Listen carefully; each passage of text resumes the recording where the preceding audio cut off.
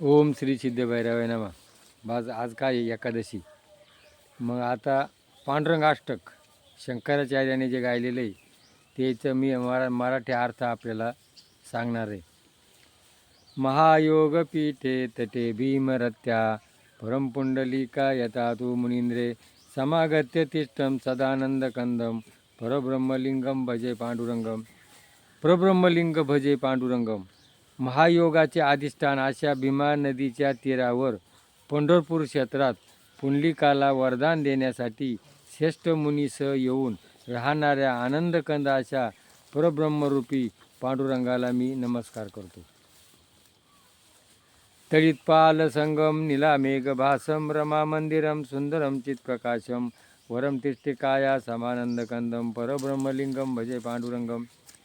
विगुलते समान शोभी वस्त्र नेसणाऱ्या नीलवर्णी मेघाप्रमाणे शोभणाऱ्या अंगकांतीच्या लक्ष्मीचे निवासस्थान असणाऱ्या परमसुंदर चित्प्रकाशी सर्वश्रेष्ठ तसेच भक्तांना दर्शन देण्यासाठी विठेवर समचरण ठेवून उभा आहे अशा परब्रह्म पांडुरंगाला मी नमस्कार करतो.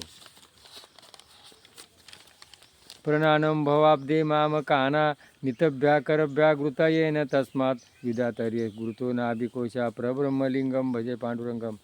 भवसागर हा एवढा खोल आहे असे आपल्या भक्तांना दाखविण्याकरता त्याने कमरेवर हात ठेवले आहेत आणि ब्रह्माला राहण्यासाठी नाभिकोश धारण केलेला आहे अशा परब्रह्मलुंबी पांडुरंगाला मी नमस्कार करतो.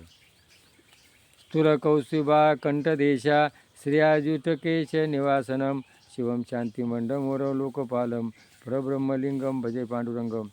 गळ्यात दैदिप्यमान कौस्तुभमणी धारण केल्याने अतिशय शोभायमान दिसणाऱ्या ज्याच्या बाहूवर बाजूबंद केयूर शोभत आहे आणि ज्याच्या हृदयात लक्ष्मी निवास करत आहे तसे जो श्रेष्ठ आहे व लोकांचा पालन करत आहे अशा परब्रह्मरूपी पांडुरंगाला मी नमस्कार करतो.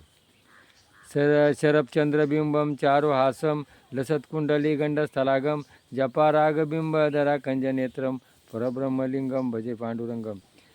शरद ऋतूतील चंद्रबिंबाप्रमाणे अत्यंत रमणी मुखचंद्र असलेल्या आणि ज्याच्या मुखावर सदा स्वच्छ विसते आहे काना शोभणाऱ्या कुंडलाची कांती ज्याच्या गळावर झळकते आहे आणि ज्याचे ओठ जास्वंदीच्या फुलाप्रमाणे आरक्त आहे अशा अमृतरूपी नेत्राच्या कमलयानी परब्रह्मरूपी पांडुरंगाला मी नमस्कार करतो.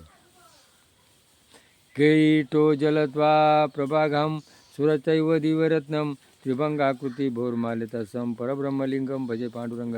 ज्याच्या मुकुटाच्या कांतेने सर्व दिशा उजळून निघाल्या आहेत. दिव्य अनमोल रत्ने करून देव ज्याची पूजा करतात. ज्याने गुडघ्यावर रंगणारे त्रिभंगाकृती बालकृष्णाचे रूप घेतले आहे आणि जसे ज्याच्या गळ्यात वनमाळा व मस्तकावर मोरपिसाचा तुरा शोभत आहे अशा परब्रह्म पांडुरंगाला मी नमस्कार करतो. विवै वेदुनादप चरत दुरितम स्वयावितविदानम कवलिंग चारुहासम परब्रह्मलिंगम भजे पांडुरंगम.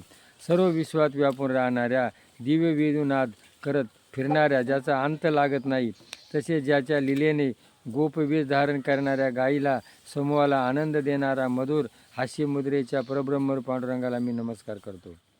अजम रुक्मिणीपातम परमधाम कैवल्य तुरितम प्रसन्न प्रसन्न देव देव परब्रह्मलिंगम भजे पांडुरंग. ज्याला जन्म नाही अशा रुक्मिणीचा प्रियधार असलेल्या भक्ताचा परम विश्वधाम शुद्ध कैवल्य तसेच जागृती स्वान सुषुप्ती अशा तिन्ही अवस्था पलीकडे निरंतर प्रसन्न शरणंगाताचे दुःखहरण करणाऱ्या देवाचाही देव असलेला अशा परब्रह्मरूप पांडुरंगाला मी नमस्कार करतो. तवे पांडुरंगम वये पुंडलिते पठंते नित्य ध्यानम परब्रह्मलिंगम भजे पांडुरंग. अत्यंत पुण्यकारक असे पांडुरंगाचे स्तोत्र एकाग्र चित्ताने प्रेमपूर्वक नित्य पठण करील सर्वजण अंतकाळ भवसागर सहजरित्या तरून जातील आणि त्याच्या प्रबन रूपाला श्रीहरीच्या पांडुरंगाच्या शाश्वत रूपाची प्राप्ती होते. बघा, हे पांडुरंग अष्टक नित्य नियमानं जर घेतलं तर त्याला प्रत्यक्ष पांडुरंगाचं दर्शन होतं. जरी पंढरपूरला गेला नाही आणि घरी नित्य नियमानं जर त्याचं दर्शन घेतलं तर त्याला काय होतं, पांडुरंगाचं पूर्ण याचं दर्शन होतं. असंही निदान नाही दररोज घेता आलं, पण एकादशा दिवशी पांडुरंग अष्टक जर घेतलं तर त्याला संपूर्ण पांडुरंगाचं दर्शन होतं आहे. असं हे दर्शन घ्या आणि आजची एकादशी आपण साजरी केली असं गृहीत धरूया. जय भैरवनाथ महाराज की जय.